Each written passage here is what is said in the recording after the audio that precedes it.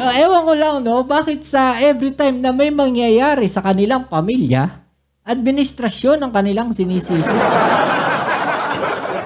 At ito namang mga tolongges na mga DDS, no? Hindi ko nilalahat, hindi ko nilalahat. Pero marami po, no? Yung mga tolongges na mga DDS ko. Paniwalang-paniwala naman sila, no? Na namumulitika ang ating administrasyon. Lagi na lang ganyan. Pag may nangyayari sa kanila, sisisihin nila yung Pangulong Bongbong Marcos. Mga kababayan, no? Ano ba sa tingin ninyo yung nangyayari sa pamilya na to, mga kababayan? No, i-comment nyo nga po dyan sa ibaba. Ano na kaya? Bakit kaya nangyayari sa kanila yung mga bagay na yan? Diba? Bakit parang tila walang katapusan, no, yung problema o yung mga dagok sa pamilya ng Duterte, mga kababayan? No, parang hindi natatapos. Tuloy-tuloy. No, dire-diretso. Bakit kaya? No, yung kamalasan o yung mga dagok sa pamilya nila ay hindi natatapos.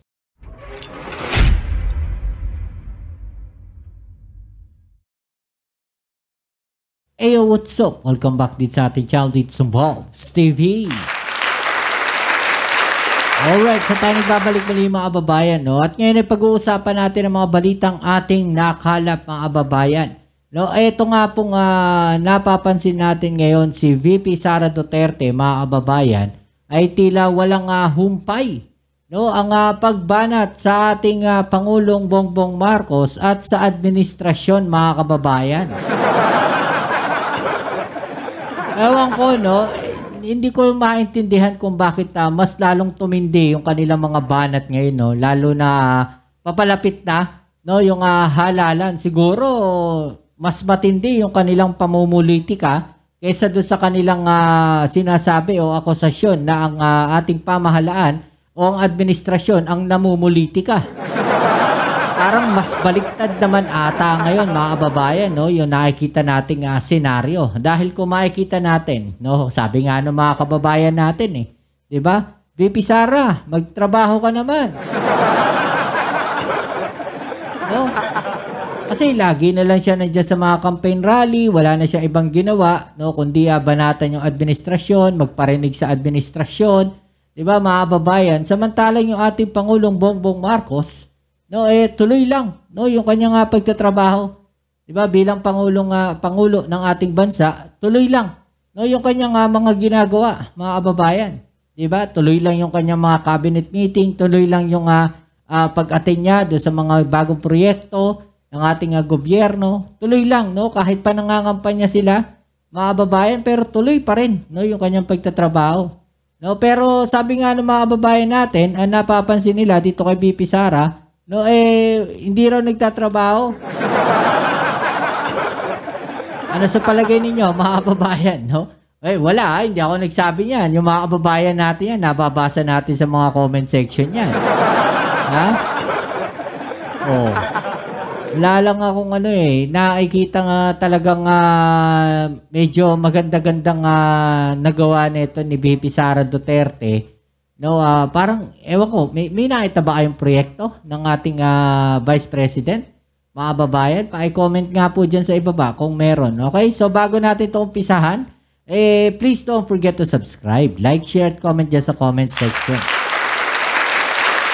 At syempre, lagi natin hinihiling sa ating mga viewers dyan. Shoutouts tayo sa mga subscribers natin, mga bago dyan. Ang 1 view, 1 like po sana. Okay, so kung nanonood ka ngayon sa ating video, pakilike naman po ang ating video ngayon. Alright, so wag na natin patagalin to. Umpisa na natin, tol. Let's go. Pinuligsa ng Malacanang ang paninisi ni Vice President Sara Duterte sa Marcos administration. Kaugnay ng kontrobersya na kinakaharap ni Congressman Paulo Duterte. Oo nga, di ba? Ano na naman, administrasyon na naman, yung kanilang sinisi rito. Di ba? Sinisi na naman yung administrasyon dahil namumulitika raw ang ating... Ewan ko lang, no, bakit sa every time na may mangyayari sa kanilang pamilya, administrasyon ang kanilang sinisisi.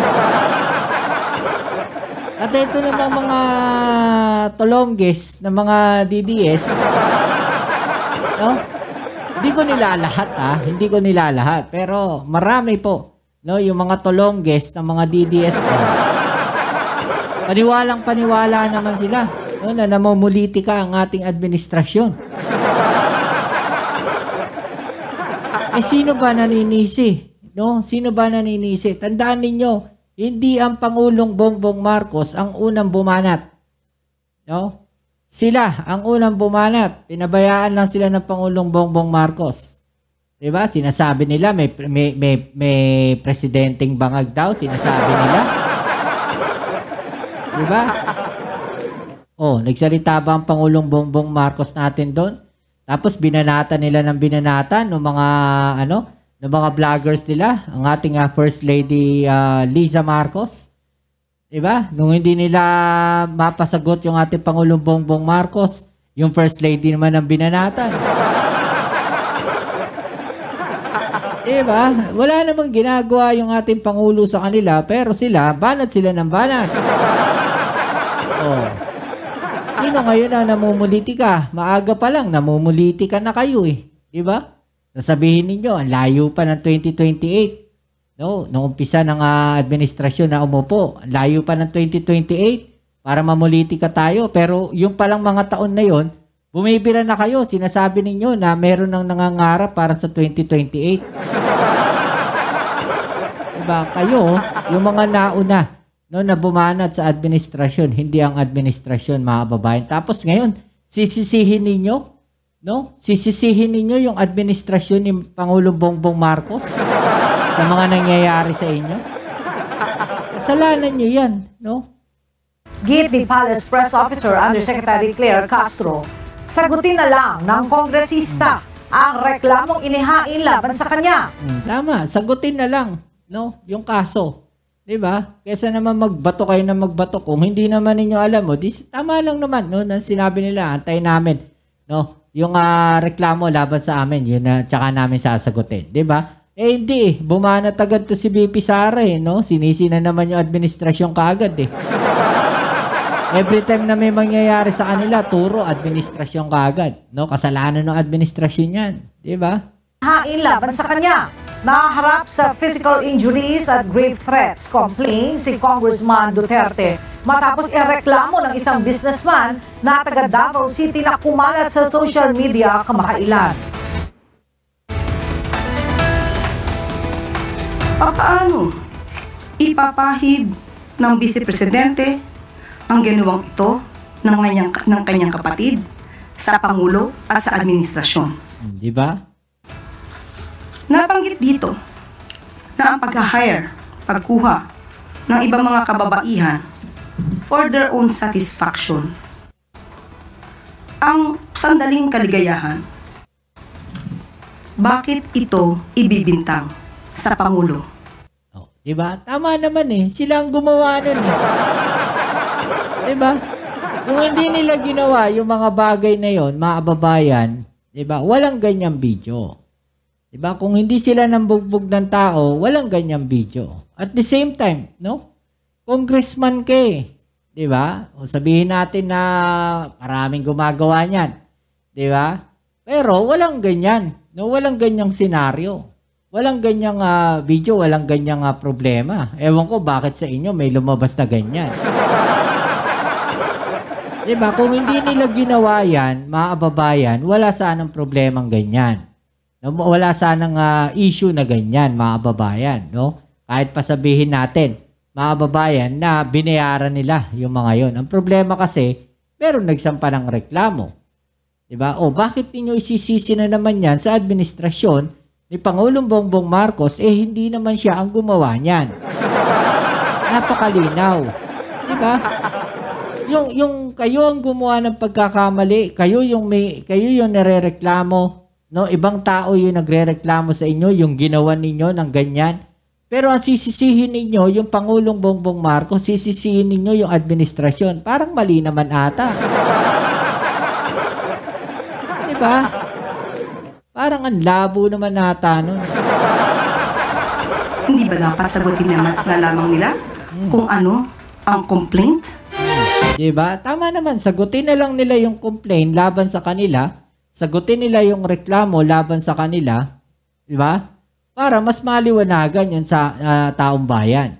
Di ba? Kesa yung kung may mga ganyan nangyayari, wala kayong ibang gagawin kundi ituro ang ating Pangulong Bongbong Marcos, kundi sisihin yung ating Pangulong Bongbong Marcos doon sa mga kamalasan na kanilang na nangyayari sa kanila. Ewan ko lang na lagi na lang ganyan. Pag may nangyayari sa kanila, sisisihin nila yung Pangulong Bongbong Marcos. Mga kababayan, no? Ano ba sa tingin ninyo yung nangyayari sa pamilya na to, mga kababayan?